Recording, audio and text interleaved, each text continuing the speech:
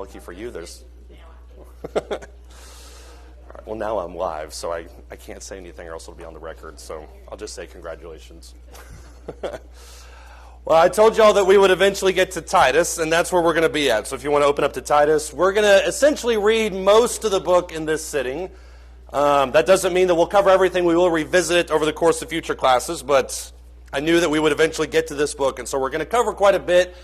I hope that when we look at this, I think we look at Titus as kind of the little brother to Timothy. I hope by the end of this class we'll kind of have a better understanding of what's going on and why he writes this letter, and hopefully also see some common themes between Titus and Timothy, because there is quite a bit of carryover. It's almost as if Paul said the exact same thing to two different groups of people, which I know is just completely unthinkable, but obviously he did. There's a lot of carryover in these two things. So hopefully we'll see how these connect and maybe provide more commentary on what he said to Timothy. Before we start, though, I'm going to ask Levi to lead us in a word of prayer.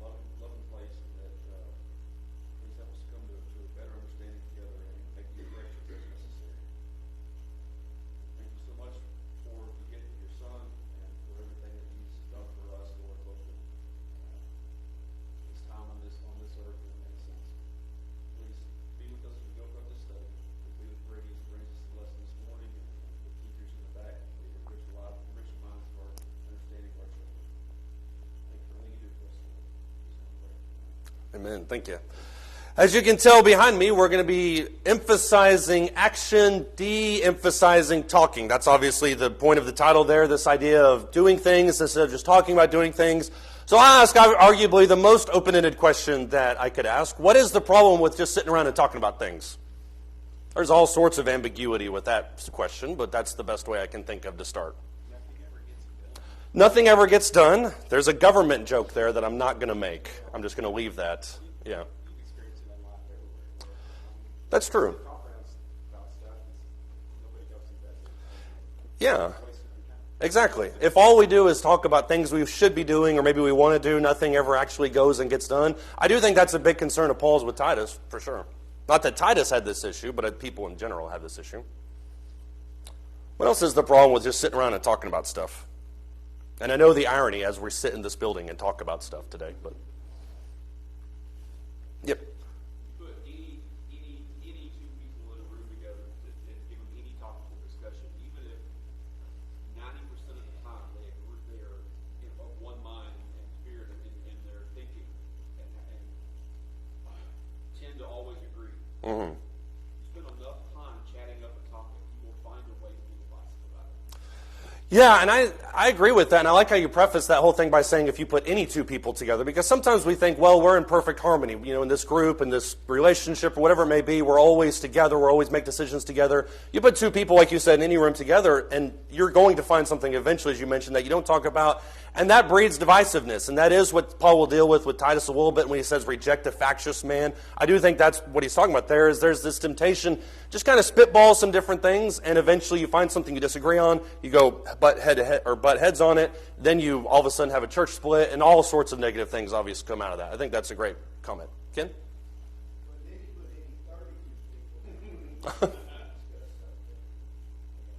I feel like there's a meaning behind the number 32. Okay. Yeah.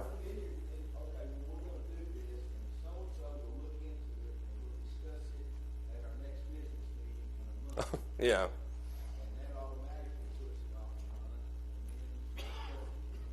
Yeah. That definitely sounds like it's spoken from experience there. And I do agree with you. I think, Levi mentioned too, you mentioned 32. The more people that you have in a room, the more things you're eventually going to divide over. But I think obviously that's part of human nature. The hard thing is you have to bring it back and say, okay, these are things we're not going to divide over. You have to be intentional about not causing splits along those lines. Yeah, Karen?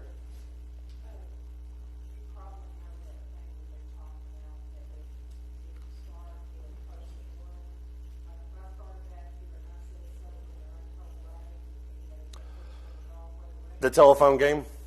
Yeah. Mm-hmm. Well, to be fair, even if it stayed the same until it got to Chris would find some way to misconstrue it. Let's just be honest there. But no, I agree with you, and I think I remember playing that game as a kid. I can't remember where, but I remember playing that game, and it is interesting how much the message changes when it goes through multiple hands. And so, you're right, if Paul tells Timothy something, Timothy tells brethren number A this, and brethren A tells B, and B tells C. By the time you get to the end of it, you're wondering what was the commandment really at the beginning. You have to verify by the actions. And so the emphasis needs to be on what you do rather than on what you say. And I think that's a really valid point. What else are the dangers of just sitting around talking? Yes, I saw a hand. Yeah.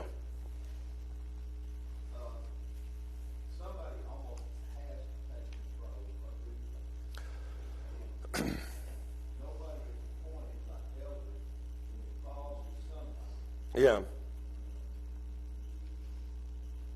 you talking to me? No, it's definitely not me. Yeah. Yeah.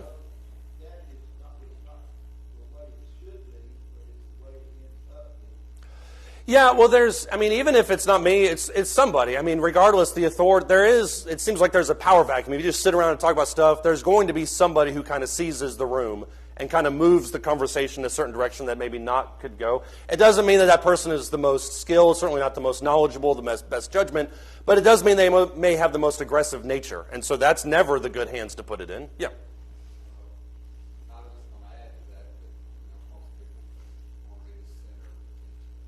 That's true, too. Yeah. Yeah, not most people do. Some people do. And, yeah. Yeah. I do think that when you look at, for instance, what he says in Timothy and Titus, he's addressing specifically false teachers in quite a bit of it. And I do think that's where a lot of that comes from, is somebody wants to be the center of attention. So they take the gospel, they misconstrue it, they turn it sideways, and they say, you need to look at me. So I do think a lot of false doctrine kind of stems from that. If I can answer my own question, I think, too, that a lot of this comes back to where false doctrine comes from. If you just put me, and I'm just using me because it's the most obvious or the most personal example, if you put me in a room with 100 books for 10 years, I'm going to come out of that room with some pretty weird ideas about stuff. On the flip side, if you make me go do things, if you make me go out and interact with people and put my hands to work, there's a lot less chance for false doctrine. And I think the nature that we have sometimes of just talking and talking and talking, we sit there and we say, okay, well, that's kind of unique. Well, what about this? Well, that's kind of unique. What about this? Before you know it, we have heresy. And that's one of the things that Solomon delves into in Ecclesiastes when he says the voice of many words is the source of foolishness. So there's a tendency to just kind of keep rambling and rambling and rambling, and what comes out on the other side of it is just heresy or foolishness or hypocrisy or something like that. So there's a lot of those types of things that I think can develop. Anybody else have any thoughts or comments? Right?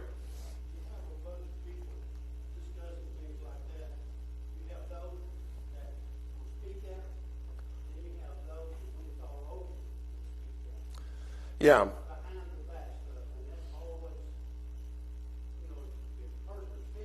Yeah. Yeah. And that's where the government joke comes in right there, obviously. But no, you're right. I mean, you've got the people that will step up and say one thing or the other, but then you've got other people that are listening to that and thinking, well, I don't know about that. And so while one narrative seems to be dominant, you have these things that are underpinning it that can obviously kind of undermine it too. That's true too.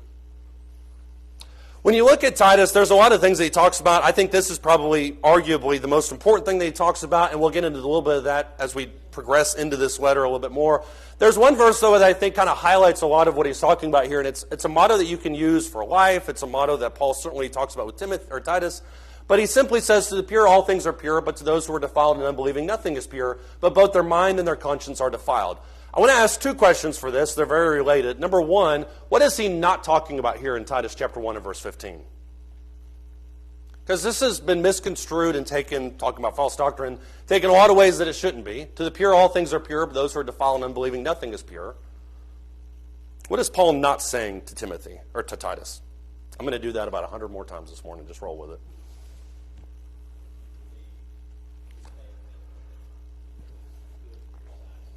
Right, exactly. This is the epitome of situational ethics. If I have a pure heart, then it doesn't really matter what I believe as long as I believe it from a pure heart. And that's not even remotely true, because why?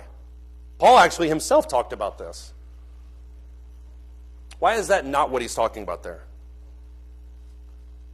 Besides the fact that it's wrong, I was just going to preempt somebody's statement. You can't take things that are categorically unscriptural, things like sexual immorality, things that are like drugs or drunkenness or things like that, and you can't say, well, because I'm doing them all from a pure heart, maybe I don't know that they're wrong, maybe I don't believe that they're wrong, maybe there's some other motivations there, then that also means that they're not wrong. Paul himself talked about this when he said, I thought that I used to do what? Many things that were contrary to the Word of God, but then once I believed, I kind of changed everything about that. So he's not arguing that as long as your heart is pure, then whatever you do doesn't matter. That's not what he's arguing here. Yeah. You need to look at verse 16. We're going to. I just need to scrap the whole one verse thing. Yeah. No, keep going. You're right. It says that basically people that do this don't know God. Right. They profess that they do it. By their very actions, they don't do it because God never was totally one way or the other. This is the difference. Right. He is directly addressing false teachers. Once again, that's why we brought it up near the beginning. He is addressing false teachers, and he's talking about these types of people who are very condemnatory. If you look at verse 16, just to kind of jump into it, what Dad was talking about, he says, these people profess to know God, but by their deeds they deny him, being detestable and disobedient, worthless for any good deed. So in other words, these are people that say one thing, but their deeds kind of show something completely different. They talk about how much they love God. They talk about how much they love the brethren, but their deeds show a very different type of mentality. And that's, I think, a little bit of what he's addressing there. But jump back to verse 15. If we know what he's not talking about in that passage, what is he talking about there in verse 15?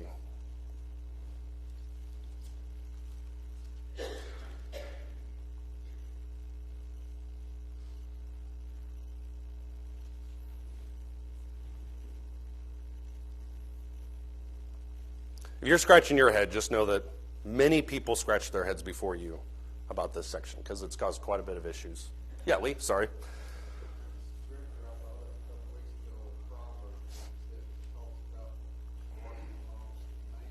Mm-hmm.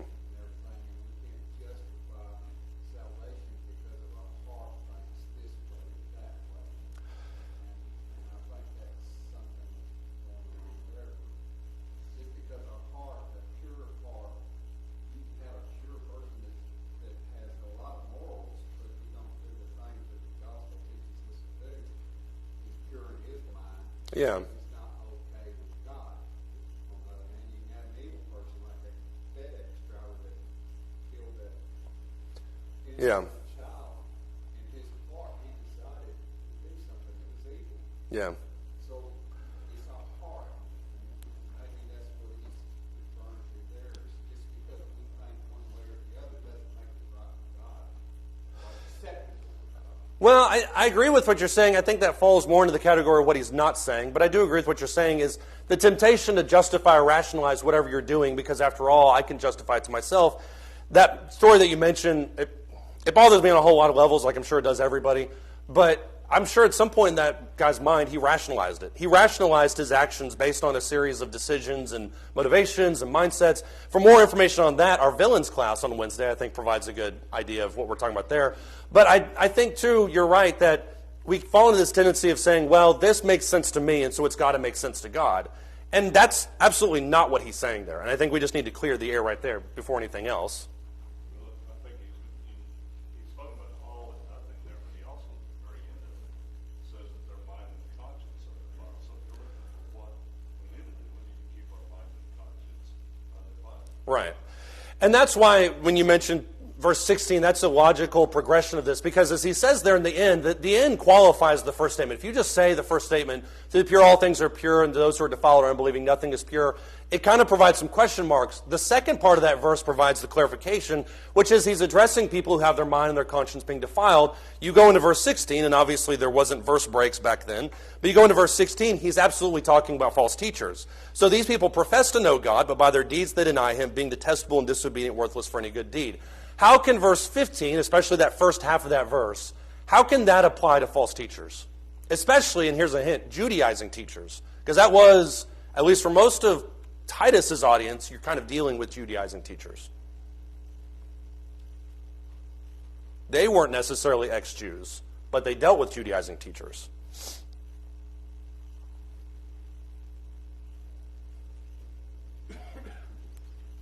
Yeah, Ken?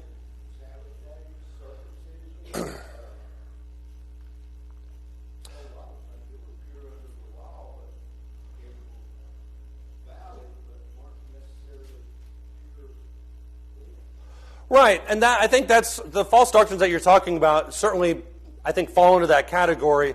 And especially what you're mentioning there when you talk about Sabbath, the Judaizing teachers and the Jews had a way of distorting that to where it became binding and not authoritative, it was authoritative, but binding and almost affliction-based, and it was something that condemned people more oftentimes than not, when in reality it was meant to be something that was a comfort to them. It was designed to be a rest. So I think that's a little bit of what I'm talking about there. Did you have more?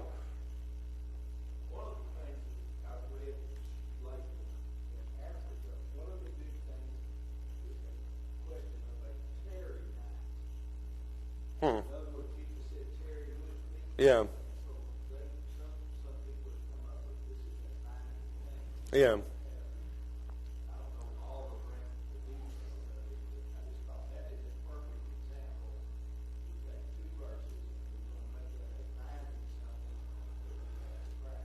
Yeah, if one person says, well, I want to kind of embody what, that or something similar, is one thing. If we say, well, now we as a church are going to do it whether you like it or not, that's a completely different conversation. But you're right, I do think false teachers kind of fit into that category. Yeah.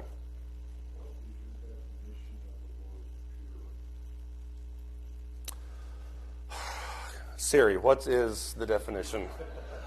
I mean, I think when my definition, at least given the context here, I think the pure thing is with an attitude devoted towards God. That's the way I see it, at least in context. And I could be wrong if somebody else has a better interpretation.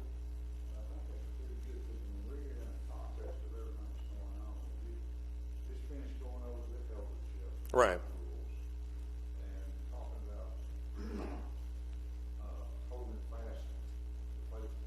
Right. Right.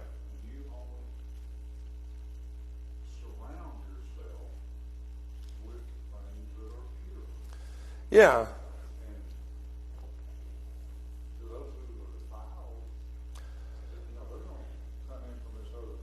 Right. Yeah. Right.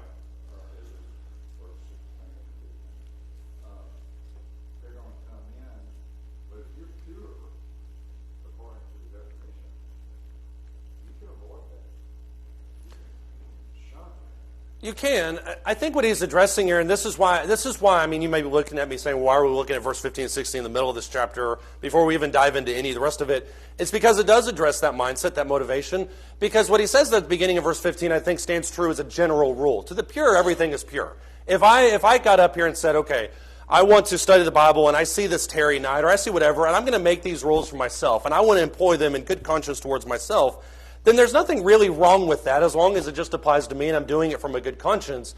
That being said, if I make them a church-wide authority thing, I say, well, instrumental music seems good to me, and so we're going to do that in the church. We're going to fundamentally change worship.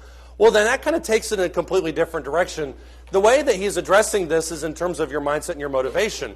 And he is addressing this in terms of false teachers. If you jump back to verse 10, and that's why we looked at verses 15 and 16 before we looked at 10. If you jump back to verse 10, he's addressing this attitude with which these people approach religion. In verse 10, he says, there are many rebellious men, empty talkers and deceivers, especially those of the circumcision. There's the Judaizing teachers, who must be silenced because they're upsetting whole families, teaching things they should not for the sake of sordid gain. One of themselves, a prophet of their own, said Cretans are always liars, evil beasts, lazy gluttons. This testimony is true, which we're going to cycle back to that in case you're wondering. For this reason, reprove them severely so that they may be sound in the faith, not paying attention to Jewish myths and commandments of men who turn away from the truth. To the pure, verse 15, all things are pure. But to those who are defiled and unbelieving, nothing is pure, but both their mind and their conscience are defiled. They profess to know God, but by their deeds they deny him, being detestable and disobedient, worthless for any good deed. There is a way to approach, I think Paul is arguing here, genealogies, Jewish fables, circumcision, basically the types of things the Judaizing teachers are having. The way the Judaizing teachers are addressing it is a series of commandments. You are going to do this, or you're going to be lost to God. If you don't believe in the Apocrypha, if you don't believe in the story of the Maccabees, especially the spiritual overtones of what that means with our relationship to God, then you are in fault. You are wrong if you don't do these types of things. How should we approach stuff like that? Because we do from time to time talk about apostolic tradition, or we talk about church history, things like that. How should we approach all of those things? And now keep in mind, he's not talking about doctrines that we follow. Those are non-negotiable, obviously. But how do we kind of approach the periphery aspects of it? Well, he's addressing people that are taking that and making it mandating. People that take these holy days that somebody came up with in their mind and then turn around and mandate that as a position of authority. If you don't do it, you're not going to heaven, in other words. How do we approach things like that? Or how should we approach that?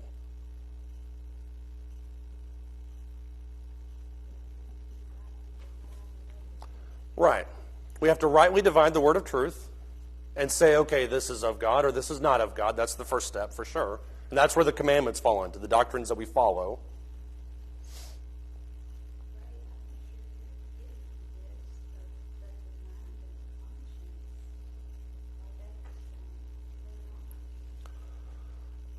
No, I wasn't getting to that, but that's a good point. I mean, the mind and conscience are two different things. You're right. One's where your seat of your emotions, and the other one is the seat of your intentions. Yeah.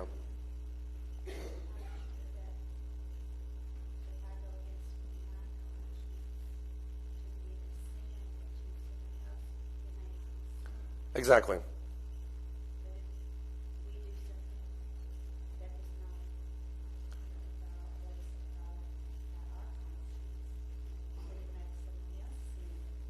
Exactly.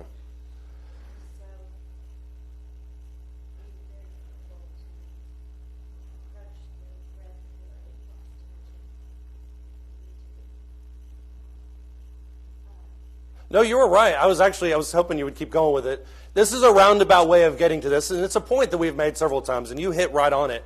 If something feels right to you, and we're not talking about doctrines, I'm not talking about things that are set in stone that we have to do. Let's say for whatever reason, every Friday, I feel like I need to start every Friday morning with 3 hours of prayer. That's something I feel like if I don't do, I'll be wrong. That's your own conscience. If I go over here, I'll just pick on Chris again. If I go over here, Chris, and say, if you don't spend Friday morning 3 hours in prayer, then you're not right with God, that's what you're addressing there. You're talking about something that was pure for me and something that I did for my own conscience, but now I'm mandating it to you. This is the exact same thing that he talks about here if you look in verse 10 when he talks about those of the circumcision. Now, I know he's talking about Jews, but if you take that circumcision aspect, there were moments in the New Testament where people were circumcised, and there were times when they adamantly were not. When was the difference between those? Because Paul did compel, I think Titus was circumcised. But there are other points where he said, I'm not going to allow this. And maybe I'm mixing up the names, but you know what I'm talking about. Might have compelled Timothy, yeah. The one time I should have said Timothy and I said Titus, yeah. There were times where circumcision was the right thing to do. There were times where it wasn't. When was that split? When they made it a matter of doctrine It wasn't just a matter of, I need to do this because I'll have a better influence on these people, when they made it a matter of doctrine. And I think that's a little bit of what he's talking about here. There's all sorts of things in the world that can be good or bad. We're not talking about things that are definitively good, like baptism, obedience, prayer. We're not talking necessarily about those things. We're also not talking about things that are definitively bad, sexual immorality, drunkenness, that type of stuff. We're not talking about those things. We're talking about the other things in the world that can be good, can be bad, depending on how you're using them and how you're teaching them to other people. And I think that's at least what he's addressing here. So when you look at how he progresses this thought, if we read this section again here starting in verse 10, he said, there are many rebellious men, empty talkers and deceivers, especially those of the circumcision, the Judaizing teachers, who must be silenced because they're upsetting whole families, teaching things they should not teach for the sake of sordid gain. They've taken these things, these matters of opinion, these matters of conscience, and they're making them doctrines. Verse 12, one of themselves, a prophet of their own, said Cretans are always liars, they're evil beasts, they're lazy gluttons, they're just kind of self-centered. His testimony is true. For this reason, reprove them severely so they may be sound in the faith, not paying attention to Jewish myths and commandments of men who turn away from the truth. What is it, and this is, I think, kind of an overlooked part of this passage, but why is it that Judaizing teachers, when they come with this type of teaching, why is it that they upset whole families? Because I love how he takes something that's very religious in nature, makes it very personal. How is it that these people upset whole families?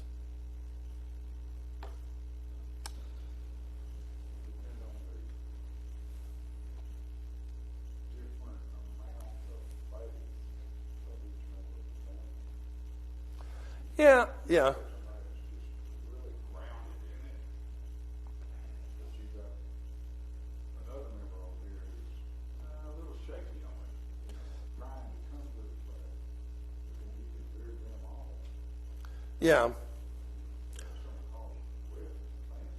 What you're saying is true. I would argue that even the strongest people that you would encounter can still be beaten down over time by false doctrine as it's gradually just kind of dripped to you.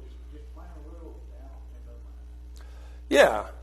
Well, let's actually make it a kind of a more, I guess, a hillside version of it. Let's say we operate here at Hillside under the assumption of, okay, we've been taught and we believe baptism, we've been taught and we believe that no instrumental music, we're taught and we believe all these kind of different components of it. We're fine with that. It's all biblical, it's all scriptural. A guy in here for a gospel meeting comes in and starts introducing some kind of different things, like not only about these things that you know, but also the Friday morning prayer thing. You're going to begin to think as you listen to them, number one, do I need to do that? Maybe I've been in error all these years. What else maybe am I missing? And your faith begins to kind of waver a little bit over time. I think that's a little bit of what he's addressing there. People who have this staunch faith that are strong or are getting strong, but are having these seeds of doubt introduced into their hearts because of these false teachers who are not doing it from a pure motive, but are doing it, as he mentions, for sordid gain. Their God is their belly, as Paul would say in Philippians. Am I way off, or because it got really quiet over the last 10 minutes? Okay, Joe's with me, and if Joe's with me, then we're good. But, well, what do I know? What is his commandment to these people? As he says here in Titus chapter 1, verses 10 through 14, what does Paul say needs to happen to these people?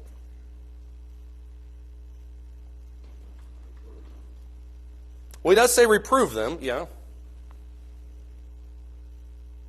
There's one thing that he says that's very declarative. No questions asked. They need to be silenced. They need to stop talking. Why is Paul so blunt about that point? Because reproof can come later. It can come in private, or it can come in public if it needs to be. Why do these people need to be stopped? Right. When you look at, for instance, Galatians chapter 2, if you look at what Paul is dealing with Peter, Peter's playing the hypocrite with the Jews and with the Gentiles, it seems almost overkill that Paul, as he states there in Galatians chapter 2 and verse 8, he says that he gets up and he says, in the presence of everybody, I rebuked him to his face in the presence of all. That almost seems extreme. But why was it that Paul rebuked Peter to his face in front of everybody? I think it's for the exact same reason that Sandra just mentioned. The things that Peter was doing and saying and believing and acting, at least in part, were what? They had the potential to destroy men's souls, and that's exactly the phrase here when he talks about upsetting whole families. It's kind of the same type of idea.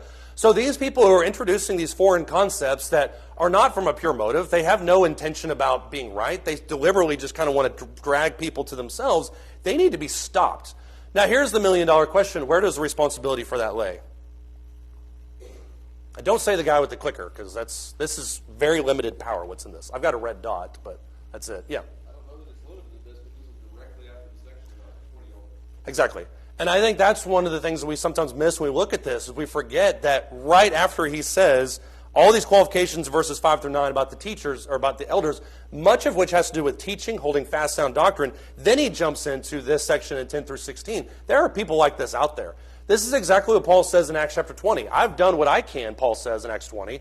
Now the responsibility falls on you to defend the flock, to shepherd the church, to steer them, to protect them, to defend them. All of that needs to be taking place. It's not only on the elders, but I think the primary responsibility falls with the elders. Not to put too much pressure on Cody back there, but yeah. I've actually seen that done. Mm-hmm. Someone got up in the pulpit and preached, and specifically got into something that they were told not to. Mm-hmm. And after it was over, the elders got up and rebuked back in front of everybody. Yeah. Caused some damage. But they did what they were supposed to do. It stayed with you however many years later, too. I mean, it's a moment like that where you're just kind of letting these thoughts... I mean, if you're listening, and not to make your story bigger than maybe it is, but if you're listening to those stories or those teachings, you're thinking, okay, and you're filing them away in your brain later. Then all of a sudden the elder gets up and says, this is not what's going to take place. That leaves an imprint in your mind. I saw that or I heard about that actually and saw the video of a rather large congregation where something like that took place. Guy got up and started talking all sorts of different things about the Holy Spirit. The elders got up and said, this is not what we stand for, and he will not be asked back. And if you have more questions, then you can talk to us later. That almost sends chills through your spine when you have something like that. It takes a lot of guts, but it's absolutely necessary. I'm not giving Cody any ideas about what to do. My sermon's about Philemon, so this is a very non-confrontational sermon. Yeah.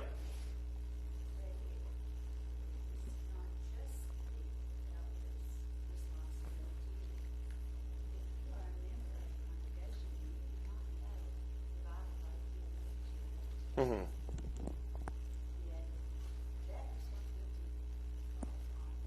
Right.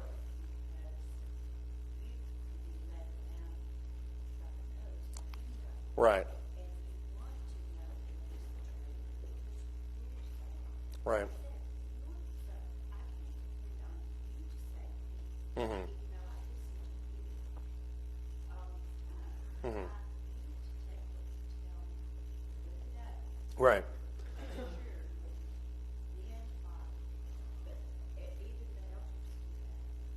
The elders do need to do that, and especially from a church sense, they need to be doing that. But you're right. My responsibility to myself and to especially those around me is to say, look, I don't really think that this is true, and take the Berean example of saying, we're going to study this a little bit more in depth. Yeah. Does anybody have any thoughts or comments, Dan? We talked about the elders. There's a lot of churches that do not have elders. Right. And like has been brought out, it's up to the members Yeah. themselves also to know the word well enough to defend it. Right. But regardless, and you're right, there are lots of churches that don't have elders. It requires intentionality. It can't just be we're going to let anybody come in here and say whatever they want and we're going to take it at face value. There has to be a posture of we're going to examine these things and we're going to measure them up against what the Bible says. But I think also in here you also have the measure of the man too. Why is this guy saying these things? What's his angle? Not that we need to be naturally suspicious of everybody, but we have to at least, I think through some of those things. I didn't mean for us to spend 35 minutes on one kind of section here, but does anybody else have any thoughts or comments? I do think this discussion's been really good. If somebody does something like you just said, which is something that's obviously wrong, Mm-hmm. it's really hard for, if we didn't have it over, for just one member to take it upon himself to get up. Right. But we expect the elders, because they are in that position, Right. charged with those things. That's what Cody signed up for. Yep. I warned him about that. But that's the point that he's getting ready to make. Mm-hmm. This is their job. Yeah. Acts 20. Yeah. And arguably the biggest job. I mean, everything else kind of comes secondary to maintaining the spiritual integrity of the flock. Yeah. Lee, did you have something? I watched that video last night, left behind. Yeah. Completely out of touch Was it the Nicolas Cage or the Kirk Cameron version? Because there's two types. Yeah, this is, what's his name? Kevin Sobel. Oh, Kevin Sorbo? Yeah. Hercules. Anyhow, the whole, I just seen all the stuff that they believe, it just totally cherry picked out of the Bible, you know? Yeah. And that's a... Go ahead. Well, anyhow, if we get into a group of them, we just need to try to teach them what the Bible says. I mean, Yeah. but there's so many people that believe that stuff. And then there's putting it out through the whole United States in the movie theaters, Yeah. teaching their doctrine. It's something that's obviously an extreme example, but you're right. I mean, there are things like that that can become very common and very popular if it's not checked at the door. Yeah.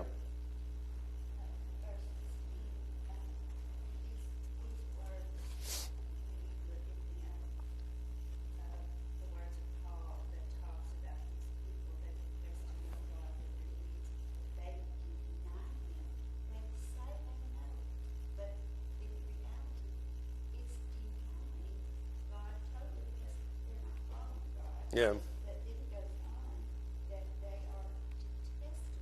Yeah.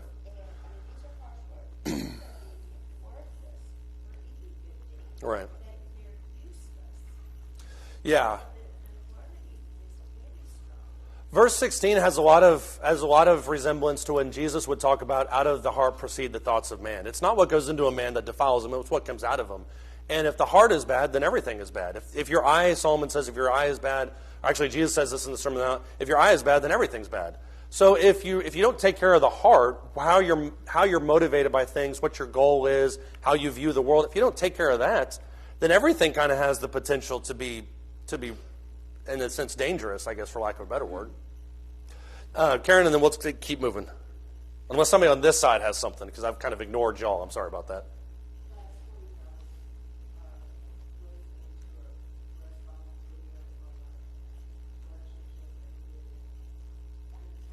Mm-hmm. Right.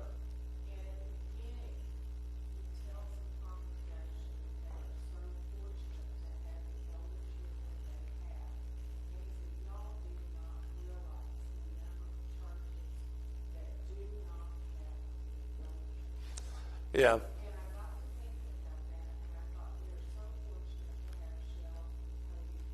Right.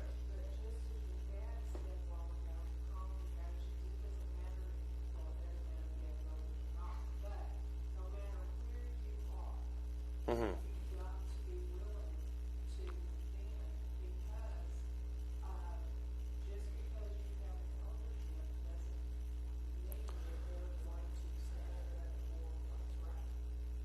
That's true. I didn't know that's how you were going to end it, but you are right. Some elders just don't stand up for what's right.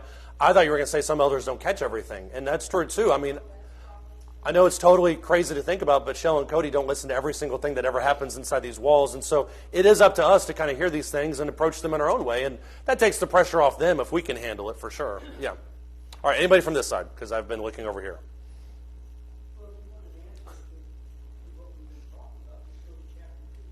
We're about to go to chapter 2. You and my dad just had breakfast this morning and decided to do that. You're exactly right. That's where we're going to go. I do want to kind of double back to what he talks about here in verse 12, because I think this poses some issues. People say, well, Cretans are always liars, evil beasts, lazy gluttons. There's been a lot of people that said, well, what's he talking about here? Is he talking about the false teachers? I'll say yes, and. Is he talking about maybe the people that are there? I think so. I think what he's addressing is exactly what he's talking about. The reputation of the island of Crete is that these people are evil beasts, lazy gluttons, and liars. I mean, that's just the reputation. That's not something we talk about in today's world. You hear somebody being described as a Cretan. That's the perception that the Romans had about this island, was that this island that exists is just kind of a group of people that do whatever they want to. They kind of come up with some weird stuff. And look, I mean, if you lived in a place that looked like this, you probably would come up with some weird ideas too. You'd probably be a little bit lazy. I would be a little bit lazy. So I think what he's addressing here is there needs to be some professionalism, for lack of a better phrase. There needs to be some intentionality. There needs to be some standards. Because remember, as he talks about in Titus chapter 1 verse 5, he says, I left you behind in Crete so that you would take care of these things. And the elders are a part of that. What they do is what they do. But here's the reputation that that island has. The elders are needed there more than just about anywhere else. So I did kind of want to cycle back to that. That's my understanding of this verse before we kind of caused any problems with what he's talking about here. What do these people need more than anything else? These false teachers that just kind of come up with their own ideas and their own thoughts and their own comments about things. If I got up on my high horse in here, just started grandstanding about everything that I thought we needed to do, and whether it was biblical or not, what would I need more than anything else? And this is where you can just let me have it if you want to. Just don't make it personal. Yeah. Okay, slap upside the head will work, but not what we're looking for here, Lee. Yeah, I just need to stop talking. That's probably true, which is impossible for somebody like me, as you know. Sound doctrine, I think that's getting a little bit closer to where I'm at. I think what he needs is, or what I would need, is a fixation on the cross. When you look at Titus chapter 2 and verse 11, after he talks about the duties of everybody, he kind of goes through that line by line. Younger women, younger men, older men than slaves. He also says in verse 11, for the grace of God, and I think this first verse is arguably the most important. The grace of God has appeared, bringing salvation to all men, instructing us to deny ungodliness and worldly pleasures and to live sensibly, righteously, and godly in the present age, looking for the blessed hope and the appearing of the glory of our great God and Savior Christ Jesus, who gave himself up for us and to redeem us from every lawless deed, to purify for himself a people for his own possession, zealous for every good or for good deeds. These things speak and exhort and reprove with all authority. Let no one disregard you. Whenever we hear Paul or any biblical writer kind of start talking about Jesus and Jesus and Jesus and kind of goes on and on, our eyes tend to kind of glaze over and move on to the next section. But why does he spend 4 verses talking about what Jesus has done? It is back to the base of it all, which is what? Number one, it's not about me, it's about Jesus. I mean, let's just get that out of the way. Lee? Yeah, put all that stuff to the side and focus on Jesus. Yeah. Don't worry about these random Jewish fables that sound real fun and interesting to talk about. Lee or Levi? Exactly. There's nothing else that matters. That kind of goes into what Lee talked about. Salvation comes by virtue of what Jesus did, not by virtue of what comes out of my mouth and these random morning prayer sessions that I'm all of a sudden binding on people. When you look at verse 11, he fixates on the grace of God. That's what has appeared. That's what brings salvation. And then he says a couple of things. It says it instructs us to deny ungodliness. So if you were crafting a sermon, which this is not kind of a preview for a future sermon, this is something you can think about if you want to. But if you're thinking about what the grace of God does in verse 11, number one, it instructs us to deny ungodliness. So that's what the grace does, to deny ungodliness. It instructs us to live sensibly, but also instructs us to look towards the cross. So grace isn't just something that we pay lip service to. It's something that Paul argues here and elsewhere that we need to meditate on. The grace of God, what Jesus did for us. Because number one, it teaches us that it's not about us, but it also kind of guards our heart. To deny ungodliness, to look for something, and to live sensibly, live righteously. Anybody have any thoughts or comments on that? You can have that sermon in case you want it. Go ahead.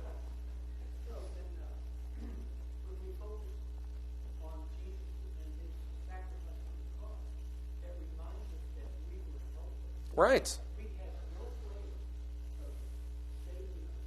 Right. Right.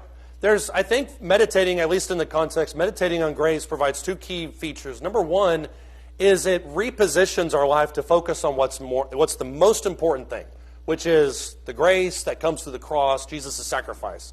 It also allows us to strip away everything else and just focus on what it means to actually be a Christian. You know, if you think about when Paul talks to the church at Corinth, he says, I desire to know nothing among you except Jesus Christ and him crucified. Well, that could be because he wants to make it very simple, but I think it also provides people with something to do. If we have the cross plus 27,000 other commandments, number one, that's pharisaical, but number two, it's impossible. And so we throw up our hands and we say, well, I can't do all of that, so I'm not going to do any of it. We fixate on Jesus and we do what he talks about there in verses 12 through 14, and we're much more effective Christians as a result. Does anybody have any thoughts or comments on that? We got 5 minutes left and 800 more verses to go through. Sandra?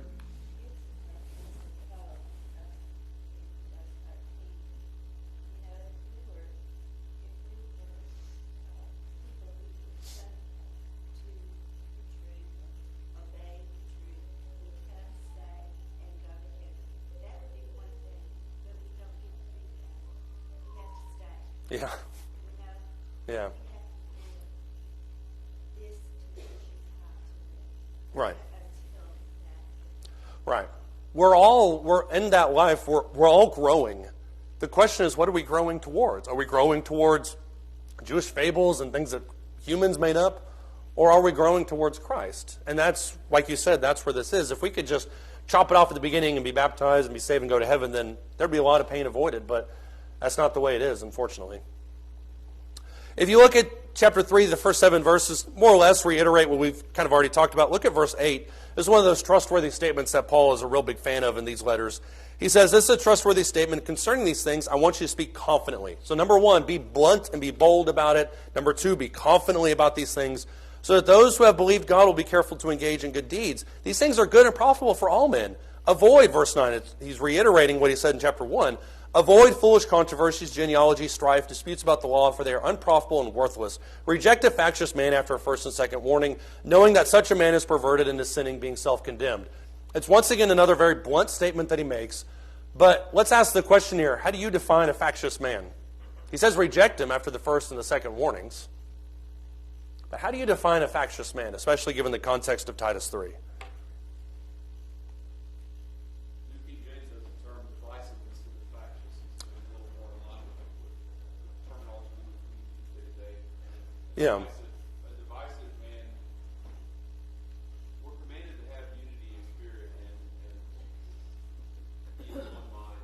Right. And that's not to say we're not going to have disputes. I mean, you should have healthy disputes about the gospel because that means we care. Yeah. We want to, we can talk through it. And we're growing. Yeah, exactly. Yeah. We need to come to a better understanding as a group and Right. but if somebody makes a peripheral point,